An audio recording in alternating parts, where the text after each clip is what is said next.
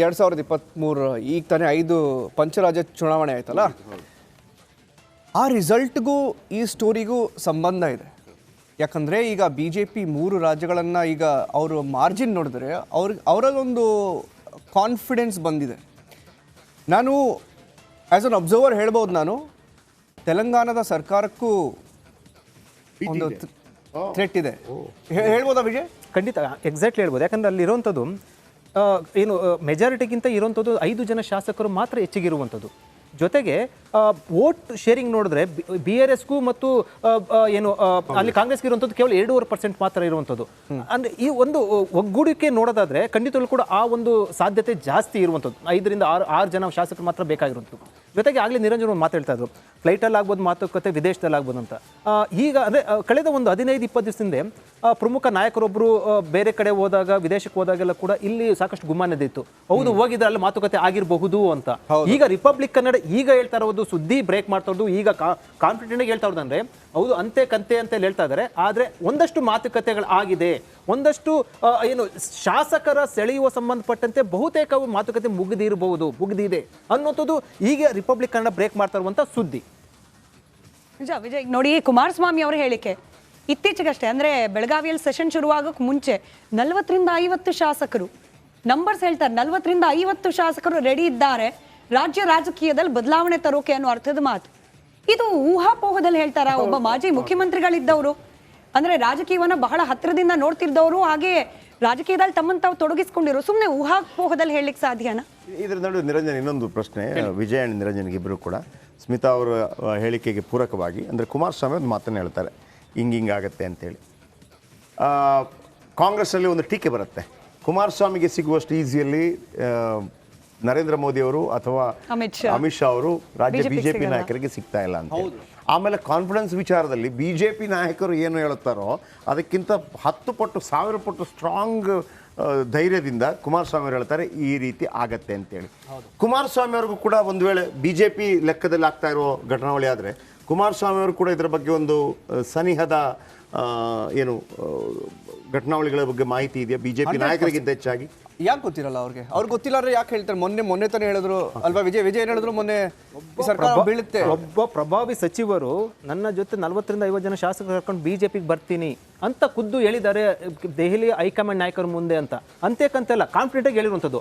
ಅದಾದ ನಂತರ ಆ ಮಾತಿಗೆ ಸ್ಟಿಕ್ ಆನ್ ಕೂಡ ಆಗಿರುವಂಥದ್ದು. ಅಂದ್ರೆ ಒಂದು ರಾಜಕೀಯವಾಗಿ ಒಂದಷ್ಟು ಹೇಳಿಕೆ ಕೊಡುವಂಥದ್ದು ಬೇರೆ, ಈ ಬೆಳವಣಿಗೆಗಳು ನೋಡೋದಾದ್ರೆ ಅದಕ್ಕೆ ಪೂರಕವಾಗಿ ತುಂಬಾ ಅಂದ್ರೆ ಏನೋ ಒಂದು ಮಾತುಕತೆ ಆಗಿರಬಹುದು, ಅದಕ್ಕೆ ಈ ಒಂದು ಹೇಳಿಕೆ ಬರ್ತಾ. ಒಂದು ಹಿಂಟ್ ಕೊಡ್ಲಾ ನಾನು ವಿಜಯ್?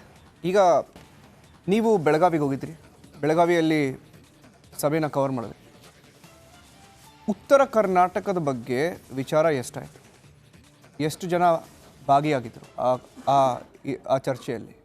ಅವ್ರಿಗೆ ಅಸಮಾಧಾನ ಇದೆ, ತುಂಬ ಅಸಮಾಧಾನ ಇದೆ. ಖಂಡಿತ ಪಕ್ಷದಲ್ಲಿ, ಕಾಂಗ್ರೆಸ್ ಪಕ್ಷದಲ್ಲಿ ಉತ್ತರ ಕರ್ನಾಟಕದ ಅಭಿವೃದ್ಧಿ ಅಥವಾ ಪಕ್ಷದಲ್ಲಿ ಶಾಸಕರಿಗೆ ಅನುದಾನ ವಿಚಾರ ಸಂಬಂಧಪಟ್ಟಂತೆ ಅಸಮಾಧಾನ ಇರುವಂಥದ್ದು ಕೂಡ ಸತ್ಯ. ಜೊತೆಗೆ ಕಾಂಗ್ರೆಸ್ ಶಾಸಕಾಂಗದ ಪಕ್ಷದ ಸಭೆ ಅಂದರೆ ಕಾಂಗ್ರೆಸ್ ಲೆಜಿಸ್ಲೇಟಿವ್ ಪಾರ್ಟಿ ಮೀಟಿಂಗ್ ಅಲ್ಲಿ ಖುದ್ದು ಕಾಂಗ್ರೆಸ್ನ ಶಾಸಕರು ಅಸಮಾಧಾನ ವ್ಯಕ್ತಪಡಿಸಿರುವಂಥದ್ದು ತಮ್ಮ ಸಚಿವರ ವಿರುದ್ಧ, ಪಕ್ಷದ ವಿರುದ್ಧ. ಅಂದ್ರೆ ಇದು ಒಂದು ವೇದಿಕೆ ಸಿದ್ಧ ಆಗ್ತಾ ಇರುವಂಥದ್ದು. ಶಾಸಕರು ಈ ಹಿಂದೆ ಸರ್ಕಾರಗಳು ಬಿದ್ದಾಗ ಇದೇ ರೀತಿಯ ಬೆಳವಣಿಗೆಗಳು ಕೂಡ ನಡೆದಿರುವಂಥದ್ದು. ಬಟ್ 136 ಸುಭದ್ರ ಸರ್ಕಾರ, ಅದರಲ್ಲೂ ಸಿದ್ದರಾಮಯ್ಯ ಅಂತಹ ಮಾಸ್ ಲೀಡರ್ನ ನಾಯಕತ್ವ ಇದೆಲ್ಲ ಇದ್ದಾಗ ಅಷ್ಟು ಈಸಿನಾ ಕುಮಾರಸ್ವಾಮಿ ಅವರ ಸ್ಟೇಟ್ಮೆಂಟ್ ನಿಜ ಆಗಲಿಕ್ಕೆ? ಅದ್ರ ಜೊತೆಗೆ ಸಿದ್ದರಾಮಯ್ಯ ಅಂಡ್ DK ಶಿವಕುಮಾರ್. ಈಗ BJPಗೆ ಒಂದು ಭಯ ಇರೋದು ಸಿದ್ದರಾಮಯ್ಯನವರಿಗಿಂತಲೂ DK ಶಿವಕುಮಾರ್. ಯಾಕಂದರೆ DK ಶಿವಕುಮಾರ್ ಅವರ ರಾಜಕೀಯ ಹೇಗೆ ಅಂತೇಳಿ BJP ಅವರಿಗೆ ಗೊತ್ತೇ ಆಗ್ತಾ ಇಲ್ಲ, ನಿಜವಾಗ್ಲೂ ಭಯಪಡ್ತಾ ಇದ್ದಾರೆ. ಯಾಕಂದರೆ ಸಿದ್ದರಾಮಯ್ಯನವರನ್ನ ಒಂದು ರೀತಿಯಲ್ಲಿ ಅವರು ಸಿದ್ಧಾಂತಬದ್ಧವಾಗಿ ಅವ್ರನ್ನ ಹೆಂಗೆ ಕಟ್ಟಾಕಬೇಕಂತ ಗೊತ್ತಿದೆ ಇವರಿಗೆ, BJPಗೆ ಗೊತ್ತಿದೆ. DKನ ಕಟ್ಟಾಕ್ಲಿಕ್ಕೆ ಆಗ್ತಾ ಇಲ್ಲ. DK ಯಾವೆಲ್ಲ ರೀತಿಯಲ್ಲಿ ತಲೆ ಓಡಿಸ್ತಾರೆ ಅಂತೇಳಿ BJP ಅವರಿಗೆ ಗೊತ್ತಿಲ್ಲ. ನಾನು ಅವತ್ತೊಮ್ಮೆ ಹೇಳುವಾಗ ಹೇಳ್ತಾ ಇದ್ದೆ, ಅಮಿತ್ ಶಾ ರಾಷ್ಟ್ರದ ಚಾಣಕ್ಯ ಆದರೆ ಒಂದು ರೀತಿಯಲ್ಲಿ DK ಶಿವಕುಮಾರ್ ರಾಜ್ಯದ ಚಾಣಕ್ಯ ಅಂತೇಳಿ ಇವ್ರಿಗೆ ಅರ್ಥ ಆಗ್ತಾ ಇಲ್ಲ. ಆಮೇಲೆ BJPಗೂ ಆಗಿಲ್ಲ ಅಂತೇಳಿ. ಹಾಗಿರುವಾಗ BJP ಅವರು ಇಂಥ ಒಂದು ಪ್ರಯತ್ನ ಪಟ್ಟರೆ DK ಶಿವಕುಮಾರ್ ತಟ್ಟೆ ಮೇಲೆ ಕೊಟ್ಬಿಟ್ಟು ಹಿಂಗೆ ಕೊಟ್ಬಿಡ್ತಾರಾ? ಹೇಳ್ತಾರೆ ಅಲ್ಲ, ಏನು ಗ್ಯಾರಂಟಿ ಅವರು BJP ಅವರು? ಫಾರ್ ಎಕ್ಸಾಂಪಲ್ ಶೆಟ್ಟಿ ಅವರೇ, ಯಾರು ಗೊತ್ತು, DK ಶಿವಕುಮಾರ್ ಅವ್ರ ಹತ್ರ ಮಾತಾಡಿರ್ಬೋದು, ಓಕೆ, ಅಪ್ರೋಚ್ ಮಾಡಿರ್ಬೋದು, ಇರ್ಬೋದಲ್ವ, ಕೇಳ್ಬೋದು, ಪ್ರಶ್ನೆ ಕೇಳ್ಬೋದಲ್ವ ವಿಜಯ್? ಹೌದು, ಖಂಡಿತ. ಅದಕ್ಕೆ ಒಂದು ಏನಂದ್ರೆ DK ಶಿವಕುಮಾರ್ ಹೋಗಿದ್ದಾರೆ ಅಂತ ಯಾರು ಹೇಳಿಲ್ಲ.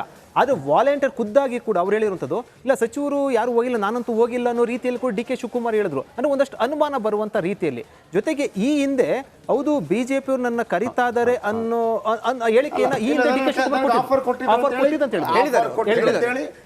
ಆಮೇಲೆ ಒಂದು ಈ ಅಂದ್ರೆ ರಾಜಕೀಯದಲ್ಲಿ ಯಾವಾಗ ಏನ್ ಬೇಕಾದ್ರೂ ಕೂಡ ಆಗ್ಬೋದು ಅಂತ ಎಸ್.ಎಂ. ಕೃಷ್ಣ ಅವರು ಕಾಂಗ್ರೆಸ್ ಬಿಟ್ಟು ಬಿಜೆಪಿಗೆ ಬರ್ತಂತ ಯಾರು ಕೂಡ ಊಹೆ ಮಾಡೋಕ್ಕೆ ಸಾಧ್ಯ ಆಗಿರಲಿಲ್ಲ. ಅಷ್ಟರ ಮಟ್ಟಿಗೆ ಆಯ್ತು ಬೆಳವಣಿಗೆ.